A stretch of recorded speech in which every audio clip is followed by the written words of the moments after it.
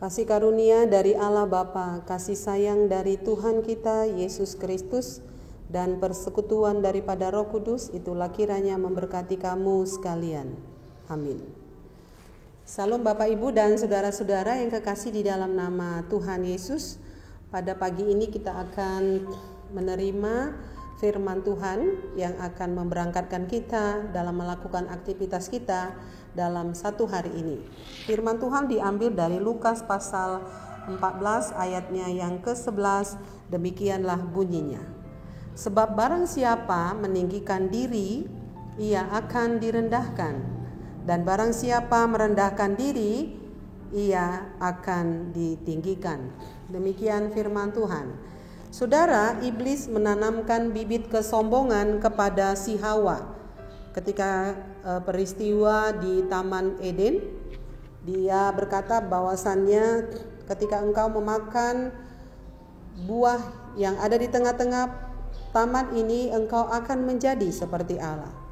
Saudara, tentu bahasa ini sungguh sangat enak didengarkan oleh telinga Hawa, sehingga Hawa mengambil buah yang dilarang oleh Tuhan karena muncul di dalam hatinya adalah ingin seperti Allah.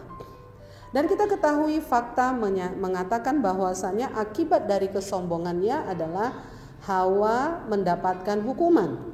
Demikian juga Adam mendapatkan hukuman akibat kesombongannya, dan akhirnya semua orang mendapatkan hukuman akibat dari kesombongan manusia yang pertama itu. Saudara yang kekasih, tetapi peristiwa Advent, kita akan memasuki Advent yang kedua. Apakah yang mau dikatakan peristiwa Advent ini? Sesungguhnya yang mau diberitahukan kepada kita adalah kita mau mengingat bahwa Allah turun dari tempat yang tinggi, yaitu dia turun dari kemuliaannya, dia turun dari sorga, dia meninggalkan tahta kemuliaannya, dia hadir bersama-sama dengan manusia. Turun artinya adalah, saudara, dia bersedia untuk hidup bersama dengan manusia, dia bersedia untuk tinggal dan untuk menjadi seperti manusia. Saudara, ini bicara kerendahan hati Tuhan yang luar biasa, dan dia sendiri menjadi contoh untuk kita hingga pada saat ini bagaimana menjadi seseorang yang hidup dengan rendah hati. Karena itu firman Tuhan pada saat ini mengingatkan kita, saudara yang kekasih di dalam nama Tuhan Yesus. Diingatkan kepada kita barang siapa meninggikan dirinya. Saudara, tentu orang yang meninggikan diri itu adalah produk daripada iblis. Dan ketika saudara kita meninggikan diri, tentu saudara ada konsekuensi yang harus kita hadapi. Yaitu konsekuensinya adalah bahwasanya setiap orang yang meninggikan dirinya, dia akan direndahkan. Saudara, waktu akan berbicara. Mungkin orang yang meninggikan diri oleh karena kesombong, oleh karena kekayaannya kah, oleh karena keberhasilan, kepintaran, popularitas yang dia dapat. Mungkin orang merasa nyaman di tingkat itu, tetapi hati-hati, bahaya akan popularitas, bahaya akan kekayaan, bahaya akan keberhasilan bisa saudara membuat orang lupa terhadap Tuhan, kemudian bisa membuat orang lupa kepada saudara bahwasanya segala sesuatu itu dia dapat karena Tuhan. Karena itu dia menjadi pribadi yang meninggikan dirinya, dia sombong, dia berkata seolah-olah ini adalah usahaku, kepintaranku dan lain sebagainya. Ingatlah, orang seperti ini berdasarkan waktu akan berbicara, maka dia akan direndahkan. Saudara, banyak contoh-contoh kasus dalam Alkitab atau contoh-contoh kasus di tengah-tengah dunia ini, orang-orang yang meninggikan dirinya, suatu ketika dia akan direndahkan.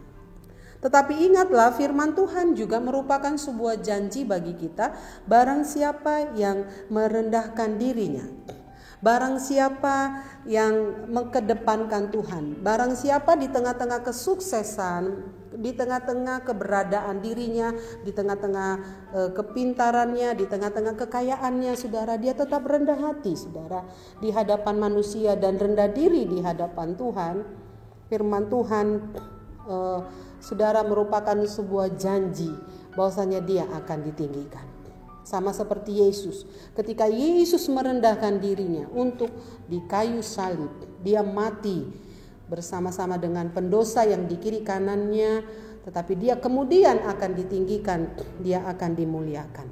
Karena itu saudara, firman Tuhan mengingatkan kita pada saat ini. Saya pikir sekolah rendah hati adalah, saudara, sekolah yang tidak pernah ada putus-putusnya, yang setiap hari kita harus belajar untuk merendahkan diri di hadapan Tuhan, menyadari bahwa segala sesuatu yang kita peroleh di dunia ini adalah semuanya berasal dari Tuhan. Karena itu saudara, marilah kita belajar untuk rendah hati, rendah diri di hadapan Tuhan, berkata bahwa segala sesuatu semuanya bersumber dari Tuhan, dan segala pujian, baik segala hormat yang kita dapatkan dari dunia ini, dari orang-orang yang ada di sekitar kita, mari kita persembahkan kembali kepada Tuhan. Kita letakkan di kaki Tuhan, bahwasanya semua yang kita dapat itu kita kembalikan demi hormat kemuliaan bagi nama Tuhan. Maka orang yang rendah hati, saudara, akan ditinggikan pada waktunya. Yakinlah dan percayalah firman Tuhan pada hari ini, iya dan amin. Karena itu tidak ada alasan bagi kita untuk meninggikan diri kita, karena semuanya itu bukanlah berasal dari kita, tetapi segala sesuatu sumbernya adalah tak dari Tuhan. Karena itu kita kembalikan kepada Dia, sang pemilik kehidupan itu. Amin. Kita berdoa.